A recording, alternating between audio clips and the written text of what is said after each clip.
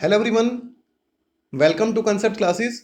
तो आज की वीडियो में मैं डिस्कस करूंगा कॉमन सोल्ट यानी कि सोडियम क्लोराइड जिसे हम नमक बोलते हैं उसके बारे में कि कॉमन सोल्ट क्या होता है, कैसे हम कॉमन सोल्ट को प्रिपेयर कर सकते हैं, कॉमन सोल्ट के क्या क्या सोर्सेज होते हैं, मतलब कहाँ से हमें कॉमन सोल्ट मिलेगा, और important compounds from common salt, और कॉमन सोल्ट से हमें क्या क्या इंपॉर्टेंट केमिकल कंपाउंड मिलते हैं।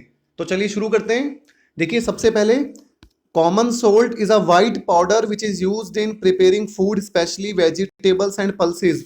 तो जो हमारा कॉमन सोल्ट होता है, जो हमारा नमक होता है, वो एक वाइट कलर का, सफेद कलर का पाउडर होता है जिसका यूज हम कहाँ करते हैं, खाना बनाने में करते हैं। स्पेशली हमारी जो सब्जियां होती है और जो पल्सेस दालें वगैरह होती हैं उनमें हम नमक का यूज करते हैं। तो आप सभी को पता है कि हमारी सब्जियों में या हम चपाती जो खाते हैं, रोटी जो खाते हैं, वहां भी नमक डलता है। तो नमक का यूज स्पेशली खाने में किया जाता है, फूड में किया जाता है। आप डायग्राम में देख सकते हो, ये हमारा सॉल्ट होता है, जो नमक होता है कॉमन सोल्ट, जिसका केमिकल फॉर्मूला क्या होता है, NaCl होता है।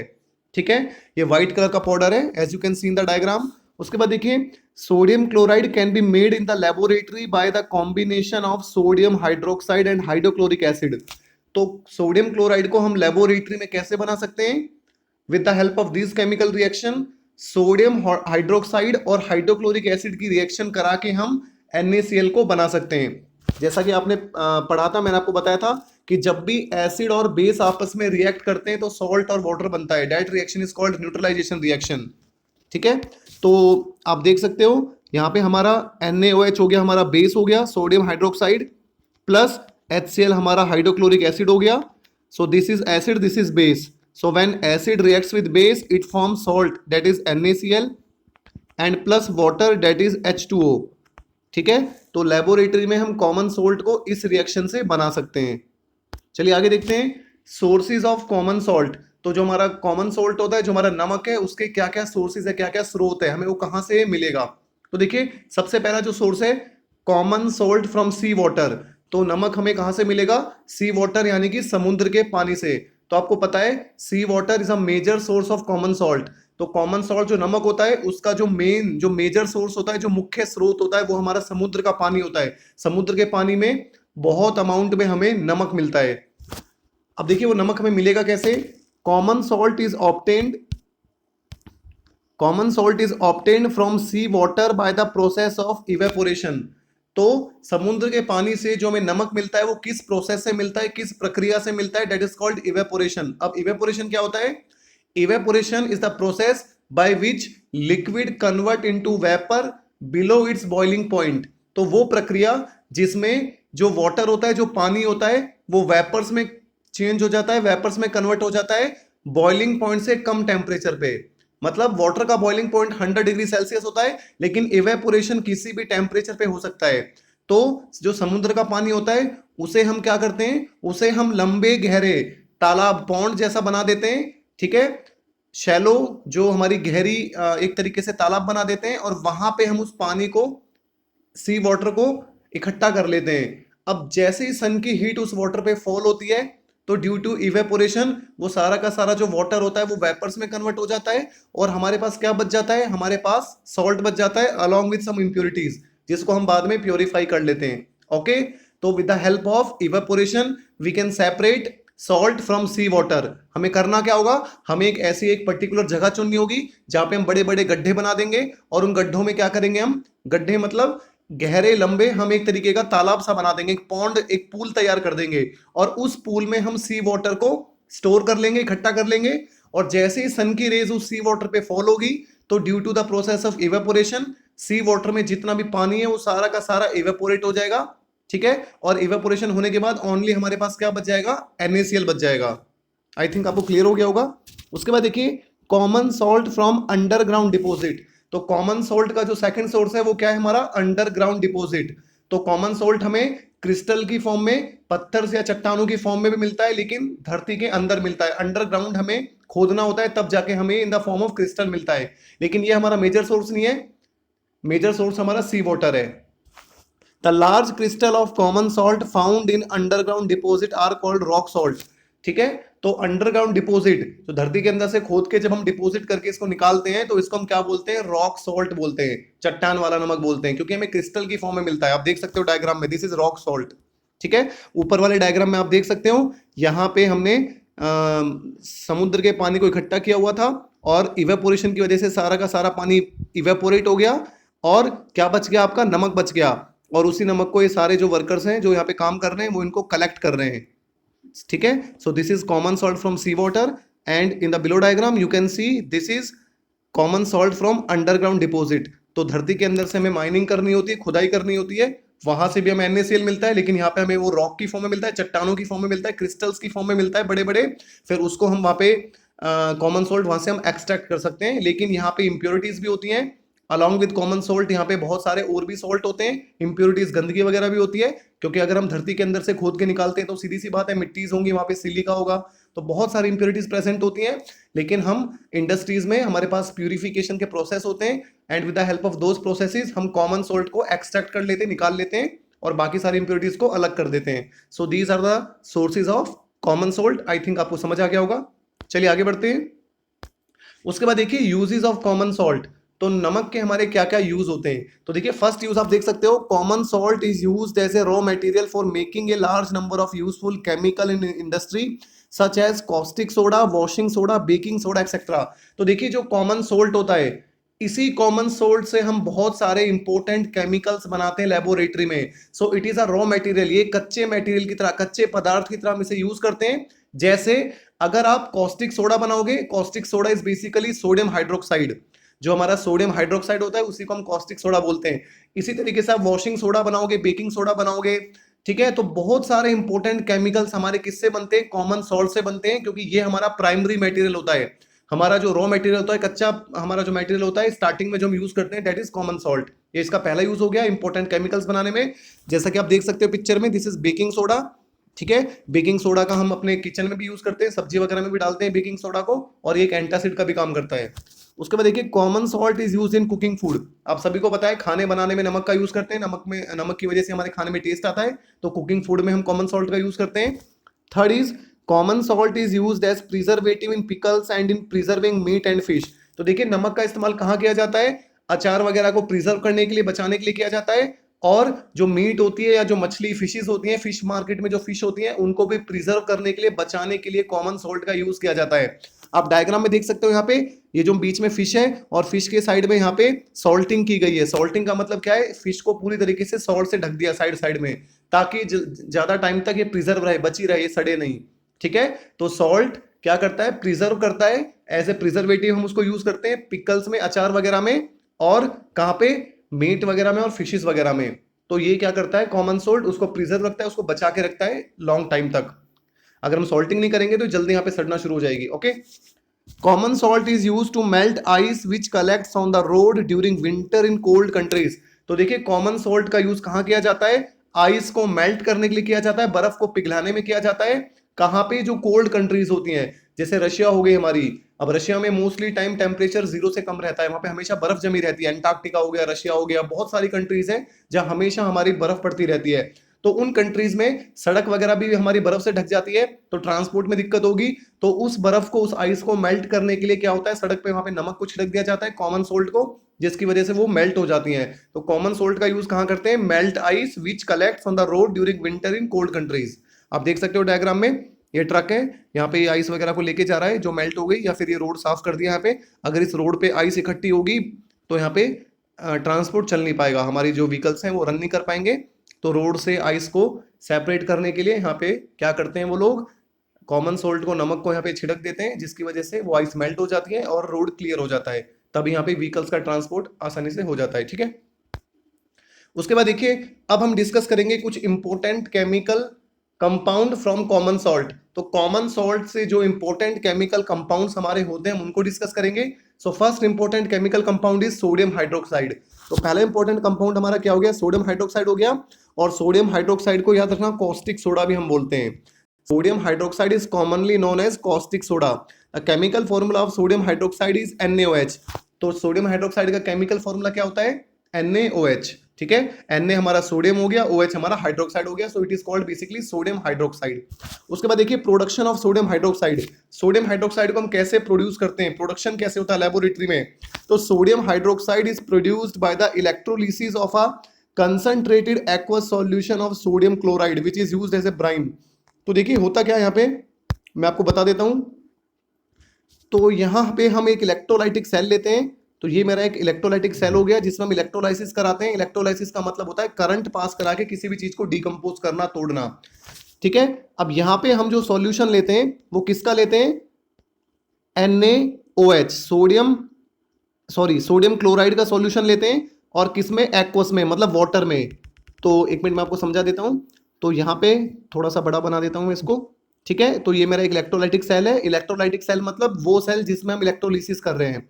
ठीक है, और यहाँ पे हमारा क्या होता है, NaCl होता है, सोडियम क्लोराइड होता है और प्लस वाटर होता है। इसका मतलब हमने नमक को पानी में डाल के लिया है। लेकिन ये जो NaCl होता है ये यहाँ पे याद रखना कंसंट्रेटेड होता है। कंसंट्रेटेड मतलब वाटर कम होता है और हमारा यहाँ पे सॉल्ट ज्यादा होता है। That is called concentrated when the amount of solute is more. जब सॉल्यूट की कंसंट्रेशन ज्यादा होती है तो कंसंट्रेटेड सॉल्यूशन होता है। अब देखिए हमने क्या काम करा, हमने यहाँ पे दो इलेक्ट्रोड्स लगा दिए और उन दो इलेक्ट्रोड को क्या करा, हमने फिर बैटरी से जोड़ दिया। तो ये मेरे बैटरी का पॉजिटिव टर्मिनल, ये बैटरी का नेगेटिव टर्मिनल।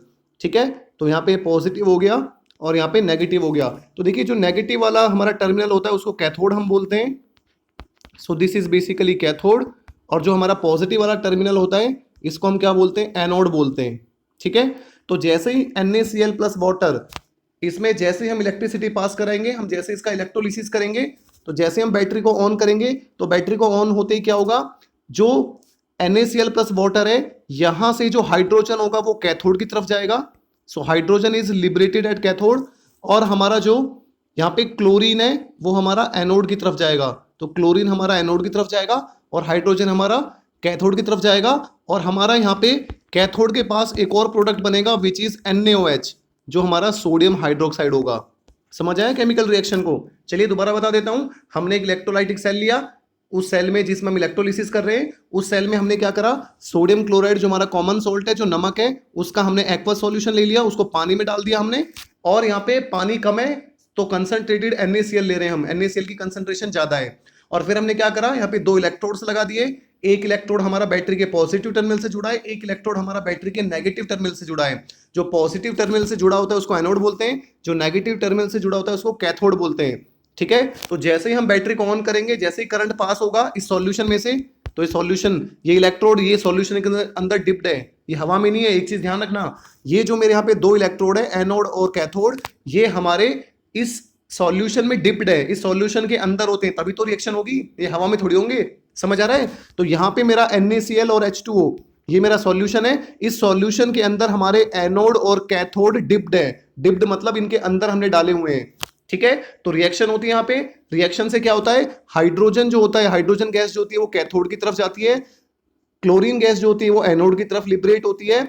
और हमारा कैथोड के पास यहाँ पे सॉल्यूशन बन जाता है किसका, NaOH का, सोडियम हाइड्रोक्साइड का। और इसी NaOH को हम क्या बोलते हैं, इसी को हम कॉस्टिक सोडा बोलते हैं। सो this is called caustic soda. ठीक है, आप ध्यान रखना। तो NaOH की दिस इज कॉल्ड प्रिपरेशन। और ये जो प्रिपरेशन का तरीका है इसी को हम बोलते हैं क्लोर एल्कली प्रोसेस। ध्यान से समझना, क्या बोलते हैं हम इसको। So this process is called chlor alkali process. मैं यहां पे लिख रहा हूं क्लोर एल्कली प्रोसेस। इस प्रोसेस को हम क्लोर एल्कली प्रोसेस कहते हैं। क्यों कहते हैं, क्योंकि यहाँ पे क्लोर मतलब एक तो क्लोरीन बन रहा है, एल्कली मतलब यहाँ पे सोडियम बन रहा है। देखिए जो ये हमारे फर्स्ट ग्रुप के एलिमेंट होते हैं, जैसे hydrogen, sodium, potassium, rubidium, caesium, francium, ये जो हमारे फर्स्ट ग्रुप के एलिमेंट होते हैं इनको हम एल्कली मेटल बोलते हैं। तो क्योंकि सोडियम हाइड्रोक्साइड में सोडियम बनाए तो इस प्रोसेस को हम क्या बोलते हैं, क्लोर एल्कली प्रोसेस। क्लोर मतलब क्लोरीन, एल्कली मतलब सोडियम यहाँ पे फॉर्म हुआ है। समझ आया। तो इस तरीके से हम इलेक्ट्रोलिसिस के प्रोसेस से सोडियम हाइड्रोक्साइड को बना सकते हैं with the help of sodium chloride. तभी हमारा टॉपिक क्या है, important chemicals from sodium chloride. तो सोडियम क्लोराइड की हेल्प से हम कौन कौन से इंपॉर्टेंट केमिकल बना सकते हैं। तो देखिए यहाँ पे हमारा जो रॉ मटेरियल है, जो प्राइमरी मटेरियल है हमारा, वो यहाँ पे सोडियम क्लोराइड है।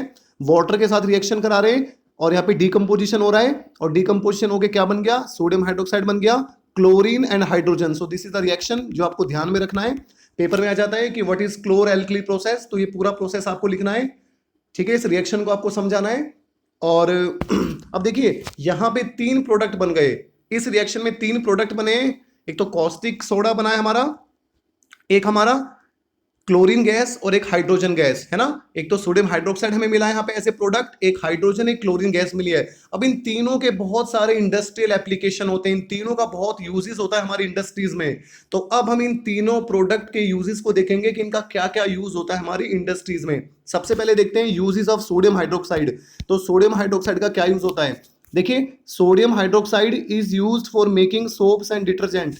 तो हमारी जो सोप्स होती है, हमारी जो साबुन होती है और जो हमारे डिटर्जेंट होते हैं, ठीक है, इन सभी में किसका यूज होता है, सोडियम हाइड्रोक्साइड का। तो साबुन बनाने में और डिटर्जेंट बनाने में सोडियम हाइड्रोक्साइड का यूज होता है। So it is used in making soaps and detergent. Second जो इसका यूज होता है, sodium hydroxide is used in the manufacture of paper. तो पेपर बनाने में भी सोडियम हाइड्रोक्साइड का हम यूज करते हैं, कागज बनाने में, पेपर बनाने में, ठीक है। और भी बहुत सारे यूजेस होते हैं, बट मैंने यहाँ पे 2 यूज इसके लिख दिए हैं, पेपर में आ जाएगा तो अभी 2 यूज लिख सकते हो, एक तो पेपर बनाने में और एक साबुन और डिटर्जेंट बनाने में। और ये वैसे डी ग्रीसिंग भी करती है मेटल का, और बहुत सारे यूजेस होते हैं। इसी तरीके से देखिए यूजेस ऑफ क्लोरीन। अब क्लोरीन का हम यूज देखते हैं। Chlorine is use to sterilize drinking water supply and the water in swimming pool because it is disinfectant. देखिए क्लोरीन का यूज, अगर हम वाटर में क्लोरीन को ऐड कर देते हैं तो वो क्लोरीन क्या करेगा, वाटर में जो भी जर्म्स हैं, जो भी बैक्टीरियाज हैं, उनको यहाँ पे किल कर देगा, उनको मार देगा। तो इसका मतलब क्लोरीन का यूज किया जाता है एज ए डिसइंफेक्टेंट। डिसइंफेक्टेंट क्या होते हैं, वो सब्सटेंस जो बैक्टीरिया या जर्म्स को किल करते हैं, समझ आया। तो अगर मैं वाटर में थोड़ा सा क्लोरीन ऐड कर देता हूं तो क्लोरीन क्या काम करेगा, उस वाटर में जो भी हमारे जर्म्स होंगे उन जर्म्स को मार देगा। So chlorine is used as a disinfectant in drinking water, और you can use chlorine in swimming pool. तो स्विमिंग पूल जो हमारा होता है उसमें भी हमारे जर्म्स पैदा हो जाते हैं, उन जर्म्स को मारने के लिए भी हम उसमें क्लोरीन ऐड कर सकते हैं। तो ये हमारी क्लोरीन की पहली यूज होता है, ठीक है।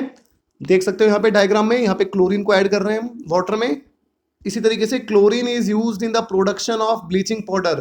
क्लोरीन का यूज किया जाता है ब्लीचिंग पाउडर को बनाने में। ब्लीचिंग पाउडर क्या होता है, अगली वीडियो में हम पूरा पढ़ेंगे। Washing soda, baking soda, bleaching powder, ये सारे इंपॉर्टेंट कंपाउंड्स में हम डिस्कस करेंगे नेक्स्ट वीडियो में। तो क्लोरीन का यूज कहां पे होता है, ब्लीचिंग पाउडर बनाने में, ठीक है।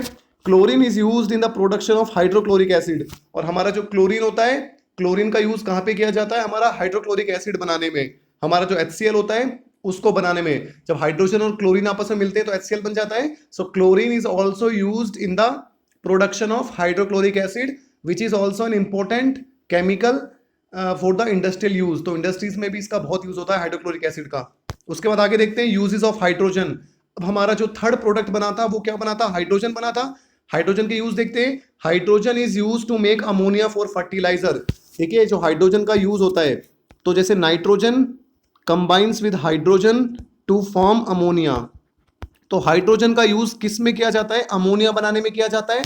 और ये जो अमोनिया होता है इसी से हमारे फर्टिलाइजर्स बनते हैं, जो हम खेतों में छिड़कते हैं अपनी फसलों के प्रोडक्शन को बढ़ाने के लिए, जिनको हम उर्वरक बोलते हैं, ठीक है। So fertilisers are chemicals which increase the productivity of crop. तो हमारी क्रॉप की प्रोडक्टिविटी बढ़ा देते हैं। तो फर्टिलाइजर्स बनाने में किसका यूज होता है, अमोनिया का यूज होता है। और अमोनिया कहां से बनता है, हमारा हाइड्रोजन की मदद से बनता है। When nitrogen combines with hydrogen, तो जब ये प्रोसेस होता है नाइट्रोजन हाइड्रोजन कंबाइन होती है, कुछ टेम्परेचर प्रेशर हम यहाँ पे मेंटेन रखते हैं, ठीक है, रिएक्शन मैकेनिज्म को करने के लिए। तो यहाँ पे हमारा अमोनिया बन जाता है। और ये जो अमोनिया होता है ये हमारा फर्टिलाइजर्स बनाने में यूज होता है, समझ आया। फर्टिलाइजर्स में बेसिकली हमारा अमोनिया ही होता है प्रेजेंट, समझ, ठीक है। So this is the first use of hydrogen. So other use of hydrogen is used in the production of hydrochloric acid. Hydrogen का यूज कहां पे होता है, हाइड्रोक्लोरिक एसिड बनाने में होता है। अभी मैंने आपको बताया था ना कि हाइड्रोजन रिएक्ट्स विद क्लोरीन, तो अगर H2 + Cl2 बन जाए तो यहाँ पे क्या बन जाएगा, 2HCl हाइड्रोक्लोरिक एसिड बन जाएगा। तो क्लोरीन का भी यूज हो रहा था HCl बनाने में, और हाइड्रोजन भी यूज होता है किसमें, हाइड्रोक्लोरिक एसिड बनाने में, which is an important chemical, जो एक इंपॉर्टेंट केमिकल होता है। इसी तरीके से liquid hydrogen is used as a fuel for rocket. और जो लिक्विड हाइड्रोजन होता है, मतलब हाइड्रोजन को अगर हम लिक्विड स्टेट में लेके चलते हैं तो वो हमारा स्पेस प्रोग्राम में भी यूज होता है, हमारा रॉकेट्स वगैरह में भी यूज होता है एज ए फ्यूल, ईंधन के रूप में, समझ आ रहा है। आप यहाँ देख सकते हो, दिस इज अ रॉकेट। ये रॉकेट यहाँ पे प्रपल्शन हो रहा है रॉकेट का, रॉकेट को लॉन्च कर रहे हैं। तो रॉकेट जो होता है, यानी कि आप बोल सकते हो डायरेक्टली स्पेस प्रोग्राम जितने भी होते हैं, स्पेस में हमारे रॉकेट्स वगैरह जाते हैं, तो हमारे स्पेस प्रोग्राम में लिक्विड हाइड्रोजन का बहुत यूज होता है, क्योंकि वहां पे ईंधन के रूप में ऐसा फ्यूल हम लिक्विड हाइड्रोजन को यूज करते हैं, क्योंकि यहाँ पे इस फ्यूल की एफिशिएंसी बहुत अच्छी होती है। समझ आया? कंबशन भी इसका बहुत अच्छा होता है। तो हमारे जो रॉकेट्स वगैरह होते हैं, उन रॉकेट्स में ईंधन के रूप में हम किसको यूज करते हैं? लिक्विड हाइड्रोजन को यूज करते हैं। So third use of hydrogen is liquid hydrogen is used as a fuel for rocket. तो रॉकेट में एज अ ईंधन हम किसको यूज करते हैं? लिक्विड हाइड्रोजन को यूज करते हैं। तो ये यहाँ पे मैंने कुछ इंपॉर्टेंट यूजेस डिस्कस किए हैं, किसके? क्लोरीन के, हाइड्रोजन के और सोडियम हाइड्रोक्साइड के। तो आज मैंने डिस्कस किया आपसे कि कॉमन सोल्ट क्या होता है, क्या क्या सोर्सेज होते हैं कॉमन सोल्ट के, कैसे हम लेबोरेटरी में कॉमन सोल्ट को बना सकते हैं, कैसे बना सकते हैं? एसिड और बेस की रिएक्शन करके। तो हमने क्या करा, सोडियम हाइड्रोक्साइड ले लिया बेस, एसिड ले लिया हाइड्रोक्लोरिक एसिड HCl, दोनों को मिला दिया तो क्या बन गया हमारा? NaCl बन गया। सो NaCl is called common salt. Chemical formula NaCl होता है उसका, कॉमन सॉल्ट का, जिसे हम नमक बोलते हैं। और ये खाने में काम आता है, स्पेशली फूड में, हमारा सारा टेस्ट इसी की वजह से होता है। और नेक्स्ट वीडियो में आपसे डिस्कस करूंगा washing soda, baking soda, important chemical compound, important salt के बारे में आपसे डिस्कस करूंगा। बहुत इंपॉर्टेंट है, अगली वीडियो उसको भी देखना बिल्कुल, ठीक है? और अगर आपने सॉल्ट्स की पिछली वीडियो नहीं देखी है तो आप उनको भी देख लेना, क्योंकि ये लास्ट टॉपिक चल रहा है एसिड्स, बेस एंड सॉल्ट का।